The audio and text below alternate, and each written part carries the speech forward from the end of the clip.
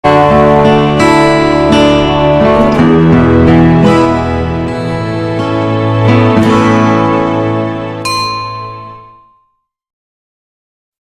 atau nama caleg disertai mencoblos nama partai dan atau nomor partai atau lambang partainya, maka surat suara akan dinyatakan sah untuk nama caleg dari partai yang bersangkutan. Atau mencoblos pada nomor urut caleg dan atau nama caleg saja tanpa mencoblos nama, nomor, dan atau lambang partainya, maka surat suara akan tetap dinyatakan sah untuk nama caleg dari partai yang bersangkutan.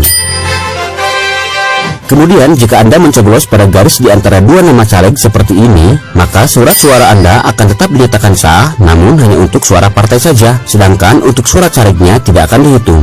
Sama halnya ketika Anda mencoblos dua nama caleg yang berbeda dalam satu kolom partai yang sama, maka suara Anda akan tetap dinyatakan sah, namun hanya untuk suara partai saja, sedangkan untuk suara calegnya tidak akan dihitung. Lalu bagaimana jika Anda tidak punya nama caleg untuk dipilih?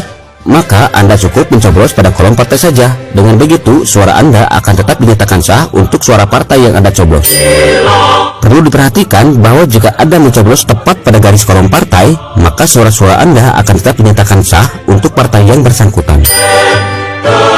Ingat, suara Anda akan dinyatakan tidak sah apabila Anda mencoblos salah satu nama caleg, sementara Anda juga mencoblos nama partai yang bukan pengusungnya, maka suara-suara Anda dinyatakan tidak sah. Sama halnya apabila Anda mencoblos di luar area kolom partai manapun, maka surat suara Anda akan dinyatakan tidak sah. Selanjutnya, tata cara mencoblos pada surat-suara untuk memilih anggota DPD RI. Surat suara dinyatakan sah apabila Anda mencoblos satu kali pada nomor urut atau foto atau nama calon anggota DPD, maka surat suara tersebut akan dinyatakan sah untuk calon DPD yang Anda coblos. Sementara surat suara Anda akan dinyatakan tidak sah apabila Anda mencoblos pada dua kolom calon yang berbeda atau mencoblos di luar area kolom calon manapun, maka surat suara Anda akan dinyatakan tidak sah. Dan yang terakhir adalah tata cara mencoblos pada surat suara untuk memilih presiden dan wakil presiden. Apabila Anda pendukung pasangan Joko Widodo dan Ma'ruf Amin, maka silakan mencoblos pada bagian nomor urut yang memuat angka 01, atau bisa juga mencoblos pada foto atau nama paslon, baik capres ataupun cawapres. Atau Anda juga bisa mencoblos pada lambang partai pengusung yang tertera di bagian bawah. Anda bebas mencoblos pada lambang partai manapun yang Anda suka.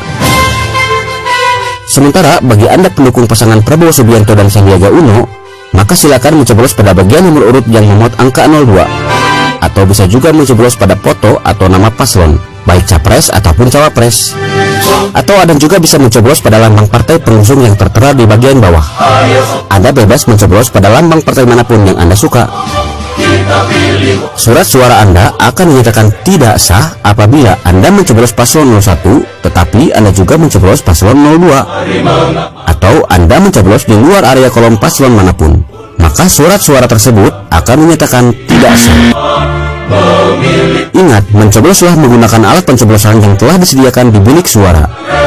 Apabila Anda mencoblos menggunakan tangan, ballpoint, ataupun rokok, maka surat suara Anda dinyatakan tidak sah. Setelah mencoblos, silakan lipat kembali semua kertas suara Anda dan masukkan ke dalam kotak suara sesuai dengan jenisnya. Ayo, kita sukseskan pemilu 2019 nanti dengan damai, jujur, dan adil. Sampai jumpa.